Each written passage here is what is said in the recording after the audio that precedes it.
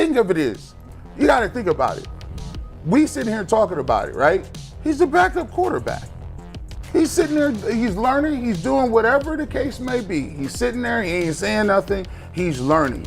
The narrative that we got to go week by week to say he's either ready or not ready is crazy. It's like, yo, at the end of the day, he's the backup quarterback supporting Dillon Gabriel, learning the game plan, and doing it at a high level. The Cleveland Browns have officially entered a new era of chaos. Just when you thought things couldn't get any crazier in Cleveland, here comes a story that mixes drama, denial, and a rising star who's caught in the middle of it all. It's not about the scoreboards anymore. It's about power, politics, and one young quarterback named Shedeur Sanders. This isn't just another quarterback controversy. It's the Browns doing what the Browns do best, finding new ways to turn potential into pandemonium. For weeks, fans have been whispering, analysts have been arguing, and insiders have been leaking. But this time, the debate isn't about whether Shedeur is ready. It's about whether the Browns are ready for him. There's been a major narrative shift in Cleveland. After Dillon Gabriel's shaky play, the Browns are suddenly hyping up Shedeur Sanders like they believed in him all along. Funny how fast the story changes when the results don't match the plan. But it doubled down on what he said, the clip I just showed y'all. So now, this what the Browns doing. They actually done start doing it. I told y'all that it was gonna be the bye week. I told y'all they gonna start putting out little stuff, and then the bye week come after next week. Well, after this Sunday, the Browns got a bye week. It all started after yet another shaky outing from Dillon Gabriel. The city's patience snapped, and suddenly every microphone in Cleveland had the same question: why is Shedeur Sanders still sitting? And that's when it all exploded. Garrett Bush, a man known for keeping it real, went nuclear on live TV. Hey, I think increasingly the narrative is it's starting to get out more that the Browns believe that he is not ready. That is Joe Flacco said it this week. Flacco said it. There's other players that have skirted around the issue, and there are I don't want to say leaks, but you hear things from inside teams all the time. And to me, and Jay, correct me if I'm wrong, it increasingly has become the narrative that he is not ready. Am I overstating that? No, I mean, I've been saying it for... Okay. He didn't tiptoe around it. He said what fans have been screaming all season. The Browns aren't developing Shedeur, they're hiding him. Bush accused the team of using Shedeur as a PR prop, a shiny distraction whenever things go wrong. Shedeur Sanders, as a veteran, what's impressed you the most on how he's approached the game? All the time he takes, showing up early. Coach's office is easily seen when you walk in the building, and almost every morning you see him in there, talking through plays, talking through schemes with coach, and making sure that he's ready for this moment when he gets called up. And I appreciate that level of maturity and attention to detail. That's the only person that matters that I want to hear from on the Browns. He said they only bring up his name to calm the fan base down. Don't look at the scoreboard, he said. Look at the kid warming up. He compared it to a magician waving one hand while hiding the trick with the other. Every time the team struggles, Shedeur becomes the smokescreen. And he's right, because every time the Browns lose, the hype machine starts spinning. Reporters write think pieces about potential.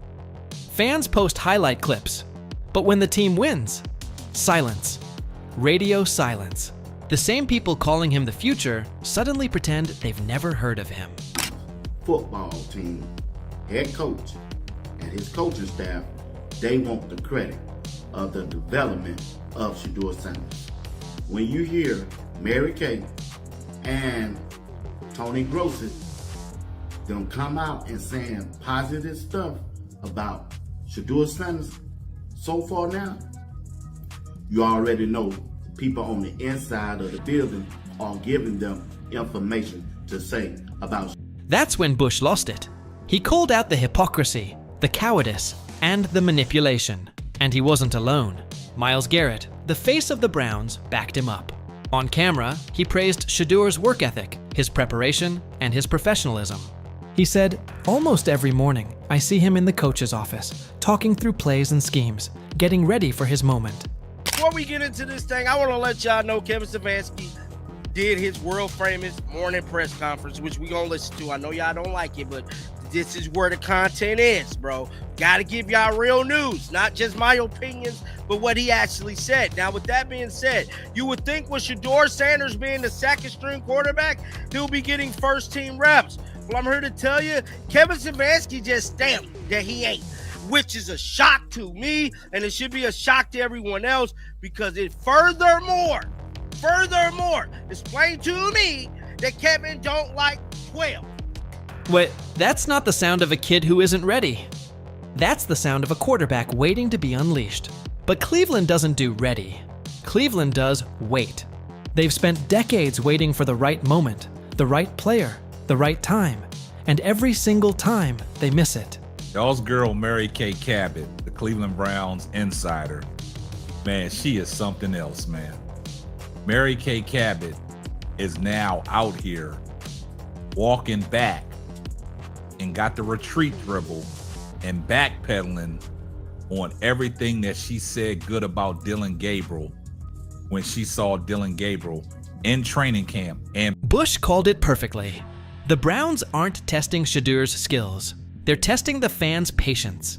And while the locker room believes in him, the front office keeps playing politics. Meanwhile, Mary Kay Cabot, one of the most respected voices in Cleveland sports, flipped the entire narrative.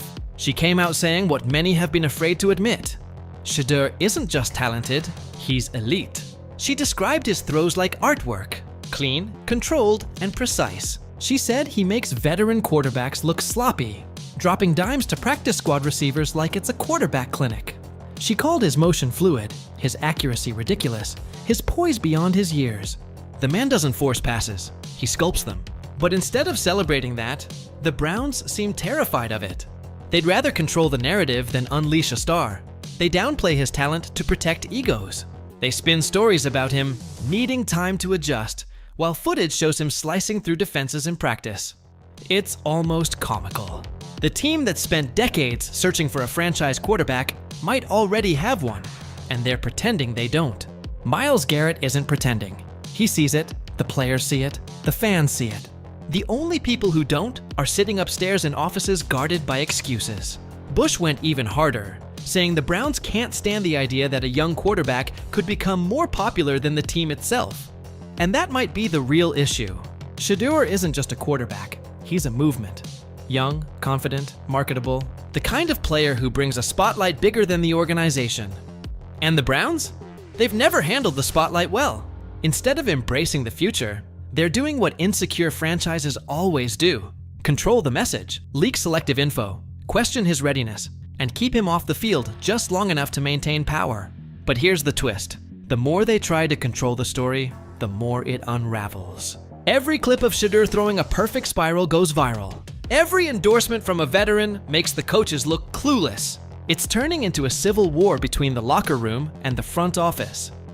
Fans are caught in the middle, demanding answers. Kevin Stefanski keeps giving the same robotic responses about development and timing, but no one's buying it. The Browns' obsession with optics is becoming their downfall. They say it's not the right moment, but when is? When the season's lost? When the fans give up? When Shedeur signs somewhere else? History tells us Cleveland only recognizes greatness after it's gone.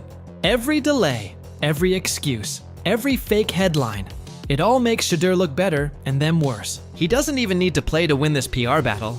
The Browns are doing it for him. What's wild is how composed Shedeur has been through it all.